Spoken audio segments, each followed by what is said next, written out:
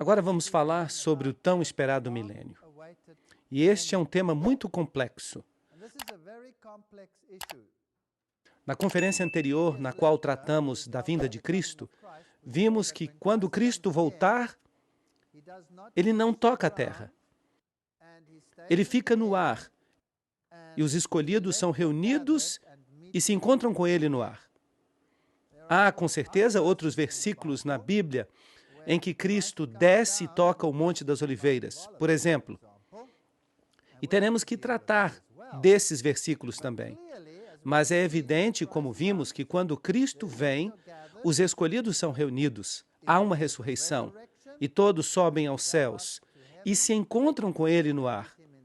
E os outros são destruídos pela vinda do Senhor. Agora, este tão ansiado milênio é uma questão muito importante no tempo que estamos vivendo e existem várias doutrinas. Uma é o amilenialismo e ensina que não existe um período específico de 1000 anos. O período se aplica a toda a história da Igreja. E esta é a opinião que é mantida pelo catolicismo romano e alguns grupos protestantes conservadores. Eles defendem o amilenialismo, isto é, que não existe um período de 1000 anos em que a Igreja reina. Mas também existe o pós-milenialismo. Esta opinião defende a ideia que o reino é uma realidade presente, porque Cristo reina em sua Igreja. Todas as nações se converterão a Cristo antes da vinda de Cristo. O período anterior à sua vinda será pacífico e o Evangelho se estenderá a todas as nações. Tanto a Confissão Luterana de Augsburg quanto a Confissão Puritana de Westminster subscrevem a este ponto de vista. Bem, a Bíblia não ensina isto em absoluto. A Bíblia não ensina que todos vão ficar em paz e que o Evangelho se estenderá a todas as nações. A Bíblia disse que quando disserem paz, paz, o que vem depois? Destruição repentina. Assim que nem o amilenialismo e nem o pós-milenialismo representam a opinião bíblica. Mas nós também temos o pré-milenialismo. E temos o pré-milenialismo dispensacionalista, que ensina um arrebatamento secreto antes da tribulação. E isso, nós já vimos, não é bíblico. O reino do milênio chega a seu cumprimento na nação judia. É isso que eles ensinam. Mas a nação judia, de acordo com a Bíblia, chegaria a seu fim depois das 70 semanas. E depois o evangelho seria pregado aos gentios. Um judeu pode se converter ao reino hoje em dia ao aceitar Jesus Cristo como seu salvador pessoal. Mas, em vez disso, eles ensinam que a nação judaica, o templo e o sistema de sacrifício serão restaurados na Palestina. Mas se você restaura o sistema de sacrifícios, o que você está fazendo? Você está dizendo que Jesus morreu por nada, porque o sistema de sacrifícios era um símbolo, um protótipo da morte de Cristo. Vão crucificar a Cristo de novo, com um novo sistema de sacrifício. Isso foi eliminado quando Cristo morreu. Esta é a razão pela qual a cortina se rompeu, de alto a baixo, mostrando que Deus terminou com o sistema de sacrifícios. Todas as advertências dadas à igreja em relação ao tempo da tribulação antes da vinda de Cristo agora são aplicáveis somente aos gentios, como, por exemplo, Mateus 24, Lucas 21 e todos os ensinos com relação ao reino. Mas isso não faz sentido. Em vez disso, o reino é a bendita esperança daqueles que estão aguardando o regresso do Senhor. E ainda temos o pré-milenialismo histórico. Os remidos de todas as eras estão na terra durante o milênio. A igreja é Israel de Deus, composta por todos os povos de Deus. O período do milênio constitui os primeiros 1000 anos do reino de Deus na terra. Será que isto é bíblico? Não, porque a Bíblia diz claramente, quando o Senhor voltar, o que vai acontecer com as pessoas?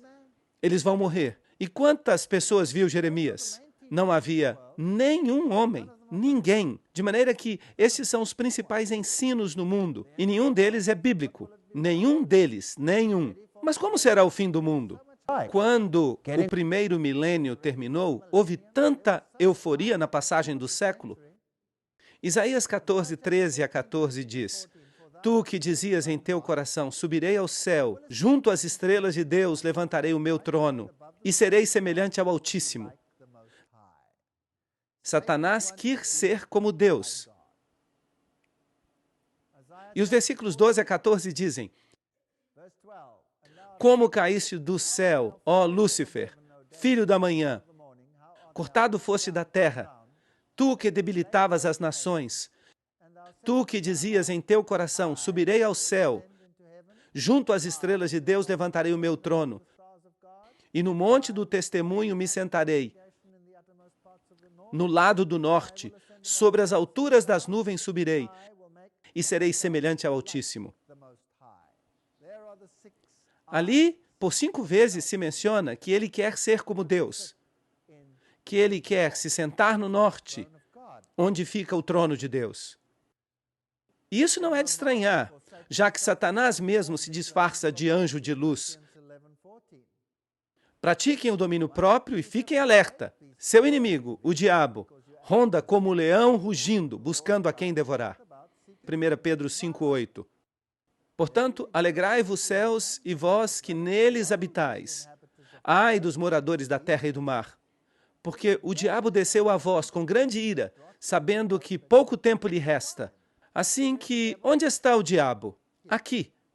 E suas nações? Aqui embaixo. Ele está no controle aqui embaixo. Mas Deus tem a última palavra. Ainda assim, permite que ele faça a sua experiência com o pecado. E o dragão lhe deu o seu poder e o seu trono, e grande autoridade, Apocalipse 13:2. Assim que o dragão está utilizando um sistema, e nós identificamos este sistema como o catolicismo romano, para trabalhar por meio dele. O Papa tem poder para mudar os tempos, para cancelar as leis, para dispensar todas as coisas, inclusive os preceitos de Cristo. É ele que altera a lei de Deus, que tem sua própria marca de autoridade, que é o sábado.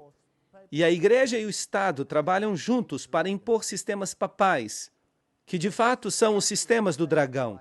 Portanto, Jesus Cristo é substituído por um sistema nesta terra, e a Bíblia diz que o protestantismo criará uma imagem da besta e também, eventualmente, fará que a Igreja e o Estado façam exatamente a mesma coisa através de sua santa aliança.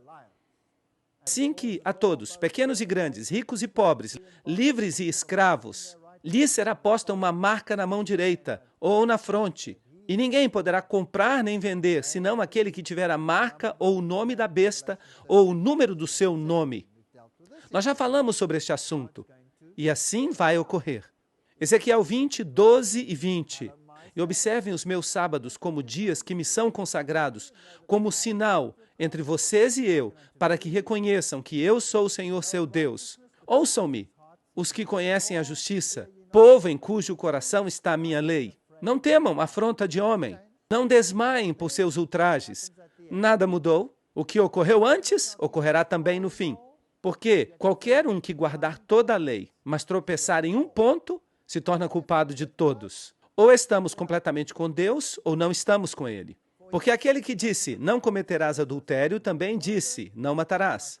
Agora, se não cometes adultério, mas matas, tu te fazes transgressor da lei. Assim falai e assim procedei, como aqueles que hão de ser julgados pela lei da liberdade. Assim que a suma de tudo o que ouvistes é, temei a Deus e guardai os seus mandamentos, porque este é o dever de todo homem. Porque Deus trará toda obra a juízo, juntamente com toda coisa encoberta, seja boa ou má. Só um pequeno resumo para que fiquemos atualizados. Porquanto estabeleceu um dia no qual julgará o mundo com justiça, pelo varão a quem designou. Esse é Jesus, comprovando isto para todos, dando fé a todos com o fato de que ressuscitou dos mortos. Não há nenhuma dúvida acerca de quem está falando aqui. E eu disse no meu coração, ao justo e ao ímpio julgará Deus, porque há um tempo para tudo o que se quer e para tudo o que se faz. Haverá um juízo para os justos e os ímpios. Agora, quando começa este juízo? O juízo começa com o povo de Deus, porque é o tempo em que começa o juízo pela casa de Deus. E se começa primeiro conosco, qual será o fim daqueles que não obedecem o Evangelho de Deus? 1 Pedro 4:17. E aquele que teve muita luz terá que prestar contas. Terá que prestar contas. Quando somos julgados, Deus nos revela nosso caráter e nos disciplina para que possamos ser refinados. As pessoas têm essa ideia de que, quando se convertem ao cristianismo, não estão mais sob o juízo. Pensam que o juízo é uma coisa negativa, mas Deus não trabalha assim. Quando uma pessoa vem a Cristo, ela continua sob o juízo, pois o juízo pode ser algo bom para o cristão. Mas, sendo julgados, somos castigados pelo Senhor. Mas se está em Cristo, Ele começa a discipliná-lo, para que não sejamos condenados com o mundo. 1 Coríntios 11:32. Isso não é uma coisa boa?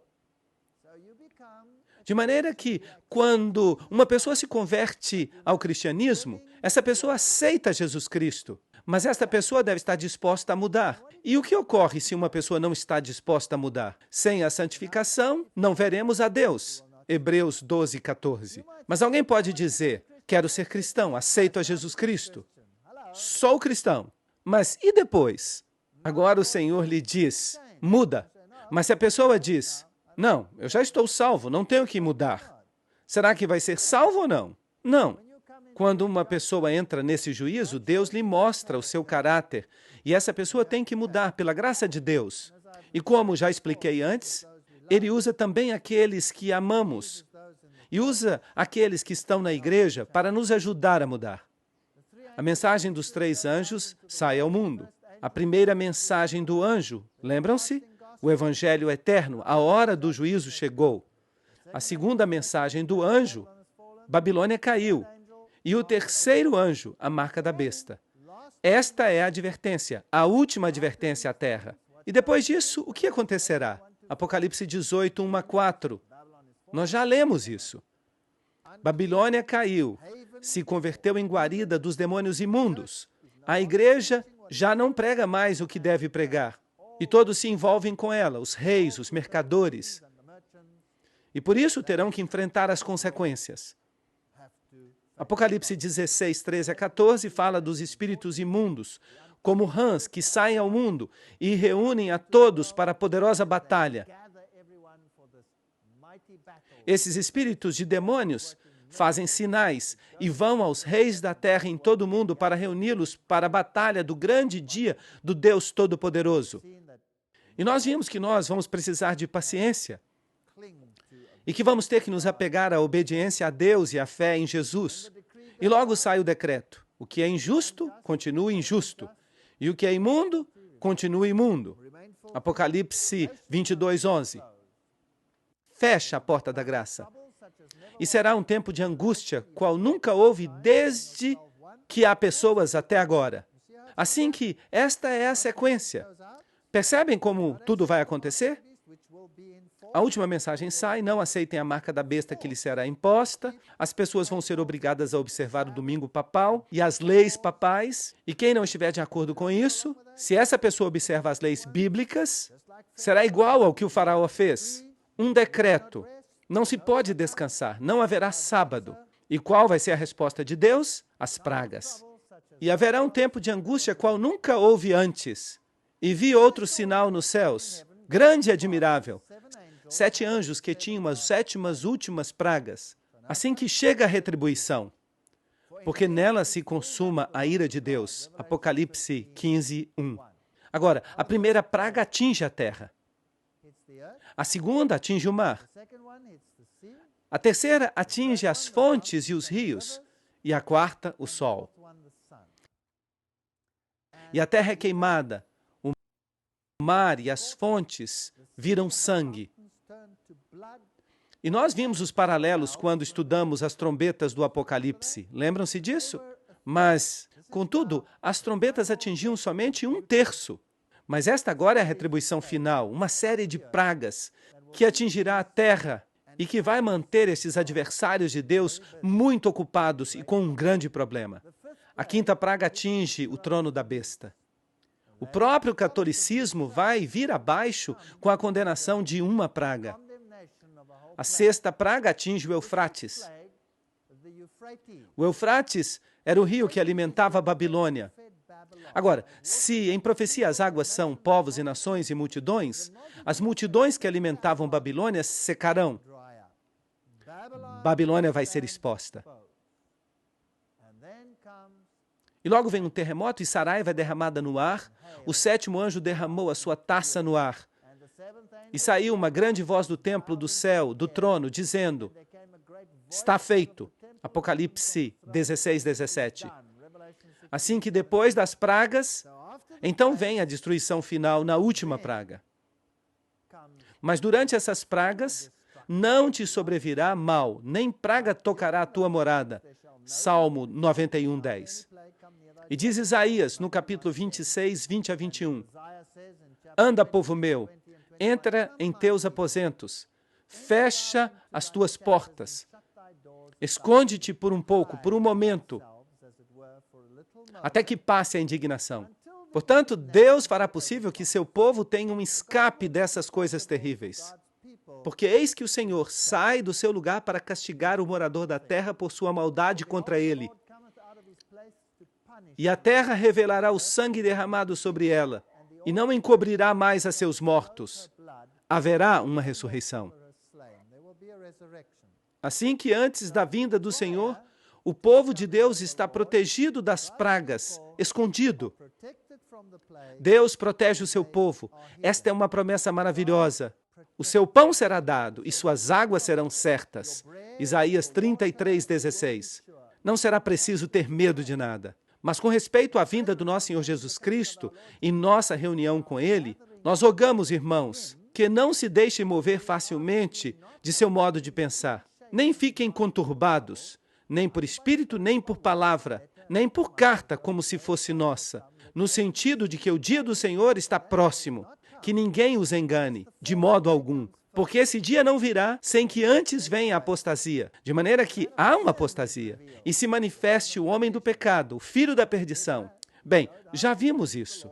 Mostramos como se dará a alteração das leis e todas essas coisas, o qual se opõe e se levanta contra tudo que se chama Deus, ou é objeto de culto, tanto que se senta no templo de Deus como se fosse Deus, fazendo-se passar por Deus. E nós já vimos como isso vai acontecer. E vocês sabem o que o detém. Já falamos sobre isto, a fim de que se manifeste em seu devido tempo, porque já opera o mistério da iniquidade. Já estava operando nos dias de Paulo. De maneira que, será que o anticristo virá no futuro? Ou já estava operando no passado? Já estava operando no passado. Contudo, há alguém que o detém no presente. E mostramos que era o Império Romano, até que ele, por sua vez, seja tirado do meio. E então se manifestará o iníquo.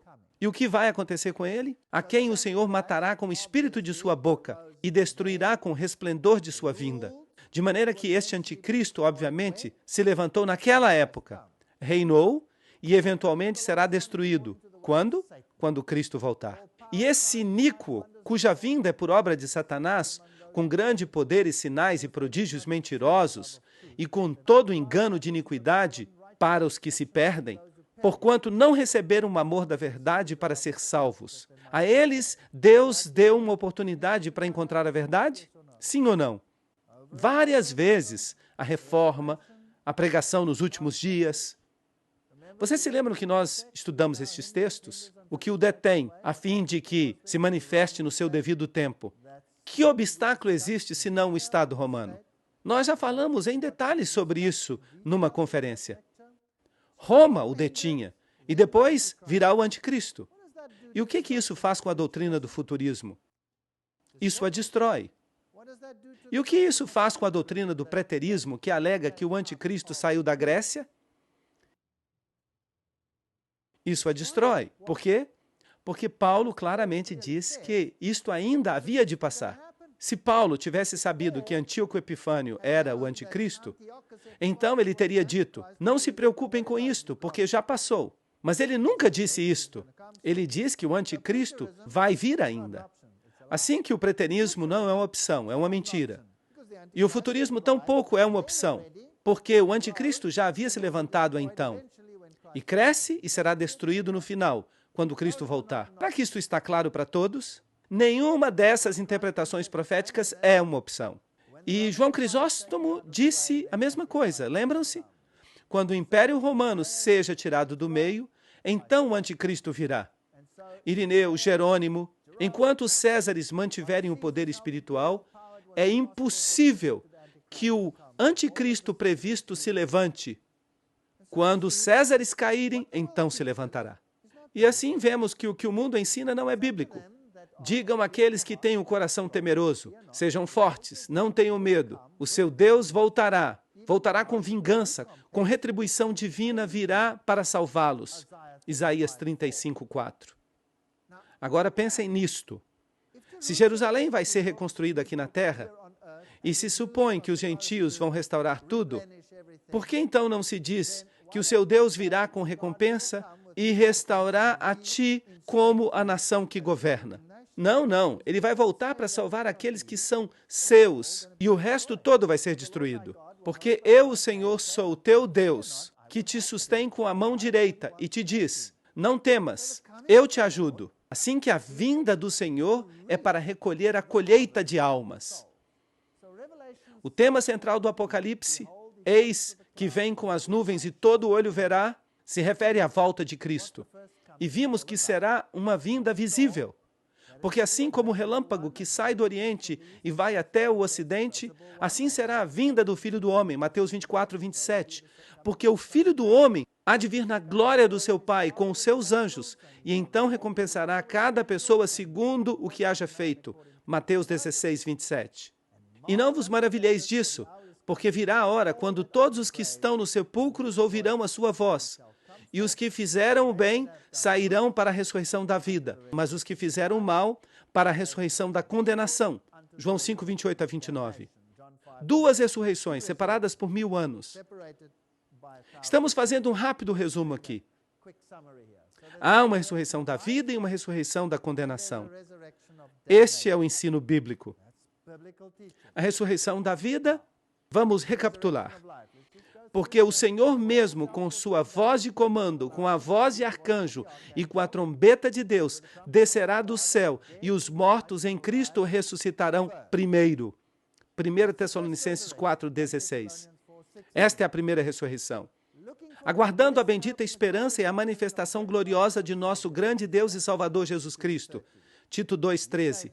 Ele nos salva. Os olhos dos cegos serão abertos, os ouvidos dos surdos se abrirão. Há uma transformação total. Então o coxo saltará como servo e cantará a língua do mudo. Porque o Senhor mesmo, com voz de comando, com voz de arcanjo e com trombeta de Deus, descerá dos céus, e os mortos em Cristo ressuscitarão primeiro. Nós seremos transformados, porque o que é corruptível tem que se revestir do que é incorruptível, e o mortal de imortalidade.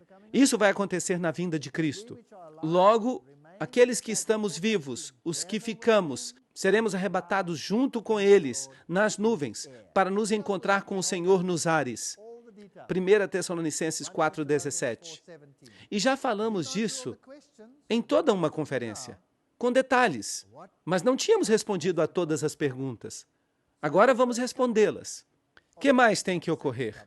De maneira que na segunda vinda, a segunda vinda de Cristo, em sua vinda de glória, os justos vão para o céu. É isto que diz a Bíblia?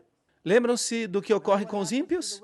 Porque o grande dia da sua ira chegou, e quem poderá subsistir? Eles se esconderão nas covas e entre as rochas das montanhas, e dirão, caiam sobre nós, a ira do Cordeiro chegou, e o Senhor quebrantará os reis nesse dia, e encherá esses lugares de cadáveres. É isso que diz a Bíblia, Salmo 110, 5-6.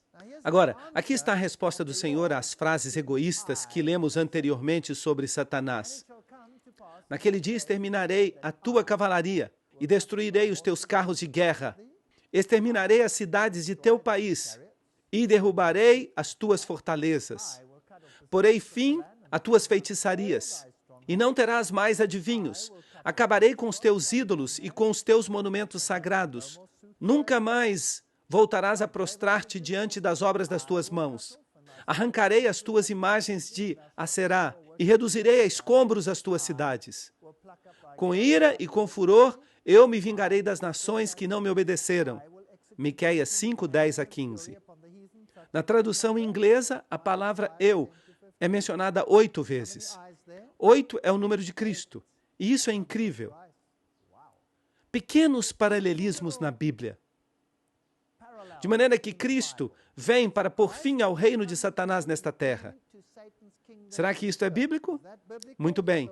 Assim que os ímpios vivos morrem na vinda de Cristo. E o que vai acontecer com este planeta? E o que vai acontecer com Satanás? Esta é uma boa pergunta. Vi, além disso, um anjo que descia do céu com a chave do abismo e uma grande cadeia na mão.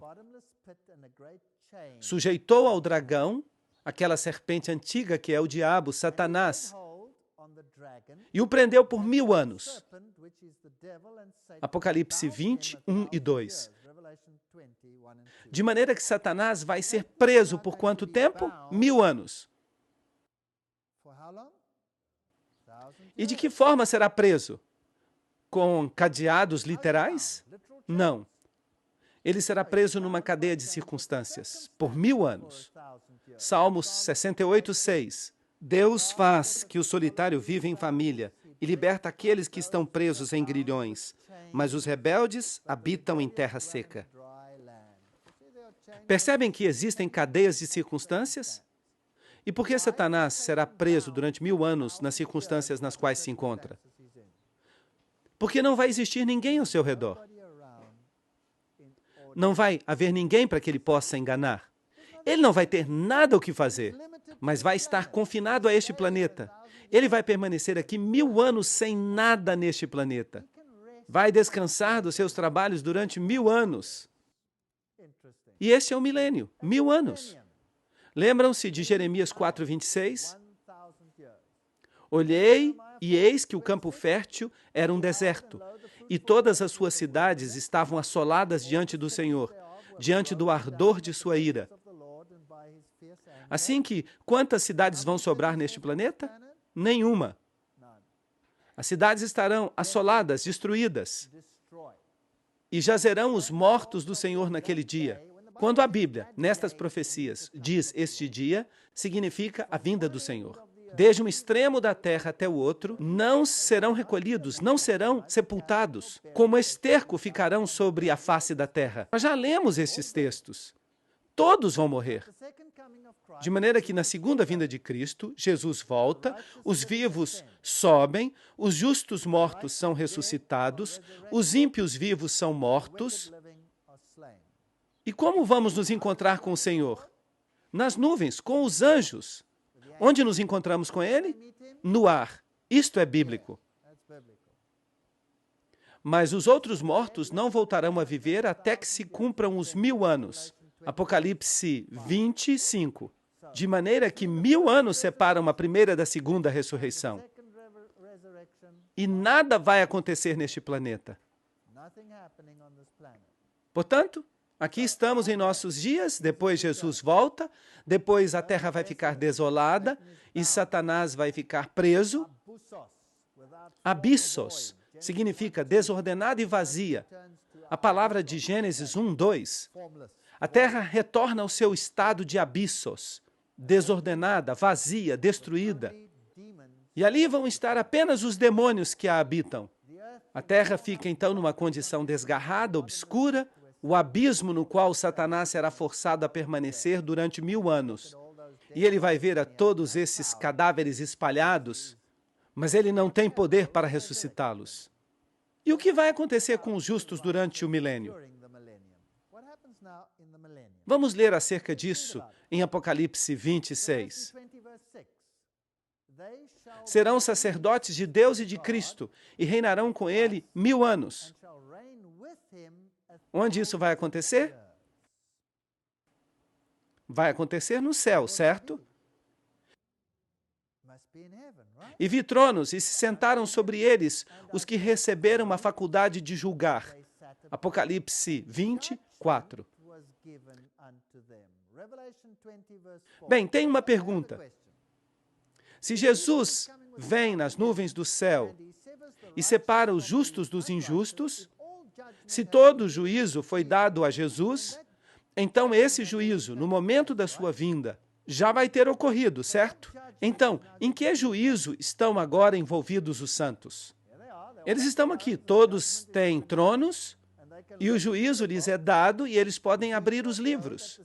Ou não sabeis que os santos hão de julgar o mundo? Ou não sabeis que vamos julgar os anjos? Incrível! E eu pergunto, que anjos? Os anjos caídos. 1 Coríntios 6, 2 a 3. Portanto, Satanás será julgado. O juízo revela que Deus fez todo o possível para salvar a todas as pessoas. Certamente, Senhor Deus Todo-Poderoso, os teus juízos são verdadeiros e justos. Apocalipse 16, 7. Eu chamo este juízo de juízo da verificação. Deus já julgou o mundo. Jesus então volta. Separa os ímpios dos justos. Os justos vão com ele para o céu. Ele lhes preparou um lugar. Eu vou e virei outra vez e os tomarei para mim mesmo. Ele os leva para o céu. E agora eles têm uma oportunidade de ver se Deus foi justo. E podem revisar os livros e verificar o caso de todos os indivíduos que já viveram. E entender a catástrofe do pecado desde o seu princípio até o fim. E, por exemplo, se uma pessoa tem uma pergunta, onde está fulano de tal? Era uma pessoa tão boa? Ou, por que esta pessoa está aqui? O que ele está fazendo aqui? Então teremos a oportunidade de procurar nos livros. E o que revelarão os livros? Que Deus foi justo e equitativo em todas as suas ações. E poderemos ver todo o processo do pecado. Cada indivíduo. Incrível, imagine isso. 6.000 anos de história. Isso vai ser algo significativo, vai ser um longo processo. E enquanto estivermos aqui, poderemos crescer no conhecimento e na sabedoria e ser totalmente transformados no transcurso do período de 1.000 anos, naquilo que Deus havia previsto que fôssemos. Seremos instantaneamente mudados na sua vinda. Mas imaginem o que aprenderemos no céu. Quantas perguntas teremos? Um número incrível de perguntas. E Deus as responderá pessoalmente. E nós poderemos comprovar tudo isso. E vamos dizer, certamente, Senhor Deus Todo-Poderoso, teus juízos são verdadeiros e justos. Ele é justo, mas ainda assim é triste. E se você não encontrar ali uma pessoa que você realmente amava? De maneira que durante o milênio os justos estão no céu. A terra está desolada. Satanás está preso. E o juízo de verificação ocorre no céu. O juízo que Jesus executou agora é dado aos santos para que o verifiquem. Revisem. Vejam se o meu juízo foi justo. Isto é uma coisa muito amorosa, eu gosto disso. Agora, lembram-se que a Bíblia fala de 4 vindas de Cristo? Como o bebê, nós já falamos sobre ela, até o ancião de dias, essa foi a vinda celestial. Depois, em glória, esta é a sua segunda vinda, quando vai acontecer a ressurreição dos justos. E logo, sua última vinda será para restaurar a terra e estabelecer o reino. Ainda não há um reino aqui na terra. Os remidos estão lá em cima, nos céus, e estão reinando. Mas os outros mortos não voltarão a viver até que se cumpram os 1000 anos. Apocalipse 25. Quem é o único que é a ressurreição e vida? Cristo. Então, quem é que os vai ressuscitar? Cristo vai ressuscitá-los, obviamente. Isso significa que ele vai ter que voltar a esta terra para ressuscitá-los, certo? Bem, vamos dar uma olhada nisso. Quando os 1000 anos se cumprirem, Satanás será solto de sua prisão e sairá a enganar as nações. Apocalipse 27 a 8. De onde vêm agora estas nações? O que acontece depois dos 1000 anos? Diz que o resto dos mortos não reviveu até que se cumprissem os 1000 anos. Isto significa que depois dos 1000 anos deve haver o quê? Uma ressurreição. E de repente aqui estão esses bilhões de pessoas, de todo tipo de nações. E Satanás olha para elas e diz, incrível, os meus voltaram. Isso tem sentido? Tem sentido, bastante sentido. Assim que ele sai, os engana de novo. E como os engana? Provavelmente ele diz, fui eu que ressuscitei vocês. Eu ressuscitei. Assim que há uma ressurreição de condenação. Zacarias 14, 3 e 4. Depois sairá o Senhor e pelejará contra aquelas nações, como pelejou no dia da batalha. Então estamos diante de outra guerra, outra guerra. E se firmarão seus pés naquele dia sobre o Monte das Oliveiras, que está diante de Jerusalém para o oriente, e o Monte das Oliveiras se partirá ao meio, em direção ao oriente e ao ocidente, fazendo um vale muito grande, e a metade do monte se apartará para o norte, e a outra metade para o sul. Zacarias 14, 3 e 4. Que Jerusalém é esta? Será a velha Jerusalém aqui embaixo? Não foram por acaso destruídas todas as cidades? Sim. Então, de onde sai esta Jerusalém? Agora o Senhor não permanece no ar, para que os demais vão se encontrar com ele. O que ele faz? Ele desce. E quando ele que não tem pecado, toca esta terra contaminada, o que acontece? Bum! Uma poderosa planície se abre e se purifica. Para quê? Para que algo desça. E eu, João, vi a santa cidade, a nova Jerusalém, descer do céu, de Deus, disposta como uma esposa ataviada para seu marido. Apocalipse 21, 2. Será que estamos falando aqui da velha Jerusalém? Ou da nova Jerusalém? De onde ela vem? Esta é a maior nave espacial que já veio à Terra. Toda uma cidade enorme. Não é possível sequer imaginá-la. Incrível. Uma cidade enorme. E Deus vem e desce até a terra. E o Monte das Oliveiras se fende ao meio, formando um vale. E logo a cidade desce. E quem está na cidade? O povo de Deus, o povo de Deus. Onde eles haviam estado nos últimos 1000 anos? No céu. Agora, de novo, temos dois grupos na terra. A nova Jerusalém desce até a terra. A minha esperança não está numa velha Jerusalém aqui na terra. A minha esperança está numa nova Jerusalém que desce dos céus, que Deus mesmo construiu. Vou, pois, preparar-vos lugar. Virei outra vez e os tomarei para mim mesmo, para que onde eu estou estejais vós também. João 14, 2 e 3. Não é isso que está escrito? De maneira que quem construiu a nova Jerusalém? Deus construiu a nova Jerusalém. Jesus a construiu. E na nova Jerusalém todo mundo tem um lugar. Todo mundo tem um lar naquela cidade. Vocês percebem isso? Com ruas de ouro. Uma casa na cidade com ruas de ouro. Enfeitada como uma esposa ataviada para seu marido. Isto é algo incrível. Toda uma cidade descendo com ruas de ouro. Então, enquanto Satanás estava preso, desce a cidade santa. E o que acontece depois disso? Acontece uma ressurreição, Apocalipse 27. Quando os 1000 anos se cumprirem, Satanás será solto da sua prisão. Agora, há outra coisa que precisamos lembrar. A última parte do Apocalipse é um quiasma.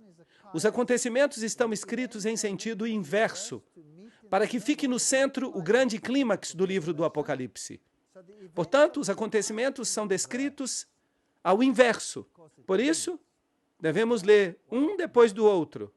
Quando os 1000 anos se cumprirem, Satanás será solto da sua prisão. Há uma segunda ressurreição, todos os ímpios estão ali de novo. Satanás tem Napoleão do seu lado, Adolf Hitler está ali, estão todos prontos para ir e sairá a enganar as nações que estão nos 4 cantos da terra, Gog e Magog. E isso é interessante, a fim de reuni-los para a batalha. E o número deles é como a areia do mar. Ele tem um enorme exército. E ele vê a Nova Jerusalém. E o tamanho dela é aproximadamente a área da Polônia. De fato, quando eu apresentei estas conferências na Polônia, muitas pessoas me disseram, a Polônia vai ser o lugar, já que é exatamente do tamanho da Nova Jerusalém. É claro, esta cidade é tão alta quanto larga. Como será então exatamente a cidade? Eu não sei exatamente. Talvez possamos imaginar uma cidade que tenha a mesma altura e largura. Pode ser o formato de um cubo. Que outro formato pode ser? Uma pirâmide, talvez. Eu não sei exatamente como vai ser. Eu ainda não vi a Nova Jerusalém, mas eu tenho muita vontade de vê-la. Mas eu sei que Satanás ama as pirâmides. E Satanás é um copiador. Por isso eu acho que a Nova Jerusalém vai ser uma pirâmide. É só um palpite. Não é doutrina, é só um palpite. Eu não sei como vai ser. E eu vou ficar muito emocionado quando eu vê-la. Gog e Magog. Há um capítulo inteiro no livro de Ezequiel acerca de Gog e Magog. Trata-se de uma tipologia sobre a destruição de Satanás e sua hoste.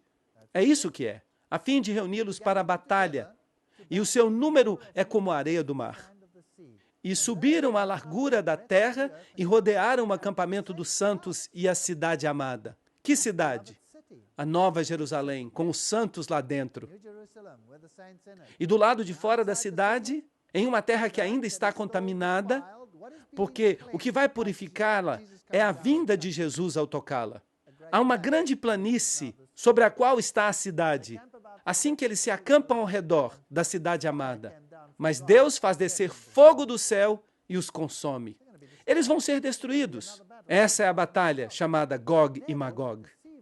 E o diabo que os enganava foi lançado no lago de fogo e enxofre. De maneira que, finalmente, qual é a parte que faltava de Babilônia para obter a sua recompensa? O dragão, a hoste demoníaca. Eles são lançados onde estava a besta e o falso profeta. Mas a palavra estavam se encontra em itálicos na Bíblia em inglês.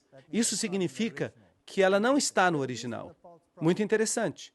Onde estavam a besta e o falso profeta. Isso nos diz que foram lançados antes. Eles foram destruídos. Mas agora eles estão todos ali, porque fizeram parte da segunda ressurreição. Mas vão ser todos destruídos e serão atormentados de dia e de noite pelos séculos dos séculos. Mas será que vamos ter um inferno que queima pelos séculos dos séculos? Vamos ter que estudar esse assunto. Jesus volta e há uma colheita. Apocalipse 20, 11. E vi um grande trono branco, e o que estava sentado nele, diante do qual fugiram a terra e o céu, e nenhum lugar se encontrou para eles. De maneira que quando este trono se levanta, coisas grandiosas sucedem. E eu vi os mortos. Agora, lembrem-se, nós estamos lendo os acontecimentos ao inverso, devido à estrutura do quiasma. Assim que, de fato, quando lemos a história do Apocalipse, há uma guerra. A santa cidade é rodeada e logo há uma ressurreição. Vocês se lembram que eu disse que vocês deviam ler ao inverso? A estrutura do quiasma, em realidade, nos diz que temos que ler assim. Uma ressurreição, as pessoas rodeiam uma cidade, depois há um juízo e uma destruição. Assim que eu vi os mortos, grandes e pequenos, de pé diante de Deus, e os livros foram abertos. E outro livro foi aberto, que é o livro da vida. E foram julgados os mortos pelas coisas que estavam escritas nos livros, segundo as suas obras. E assim, cada um fica confrontado exatamente com a razão por que não foi para o céu. E o mar entregou os mortos que havia nele, e a morte e o Hades. Aqui a palavra Hades se lê como inferno, em outras versões. Mas, em realidade, Hades significa a tumba, como vimos na conferência sobre a morte. E a morte e o Hades entregaram os mortos que estavam neles, e foram julgados, cada um segundo as suas obras. E a morte e o inferno foram lançados no lago de fogo. Ah, temos uma pista. O lago de fogo é a segunda morte. E o que sucedeu na primeira morte? Morreram. O que acontecerá na segunda morte? Vão morrer. E o que não se achou inscrito no livro da vida foi lançado no lago de fogo. Vamos dar uma olhada neste juízo, Isaías 45, 22 a 24. Olhai para mim e sede salvos, todos os termos da terra, porque eu sou Deus, e não há outro. Eu mesmo fiz o juramento. Da minha boca saiu a palavra com justiça, e não será revogada, que diante de mim se dobrará todo joelho, e jurará toda língua. Assim que estas pessoas que se opõem a Deus, o que elas terão de fazer? Terão de confessar que Ele é o Rei e que elas estavam equivocadas. Todo mundo terá que fazer isso. E jurará toda língua.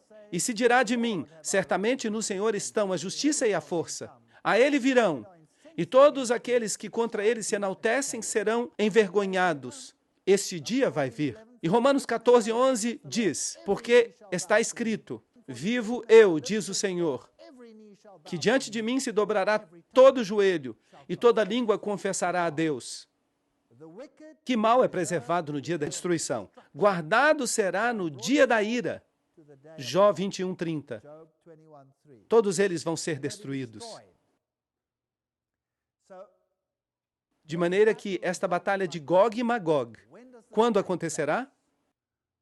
Vamos falar sobre isso na próxima parte.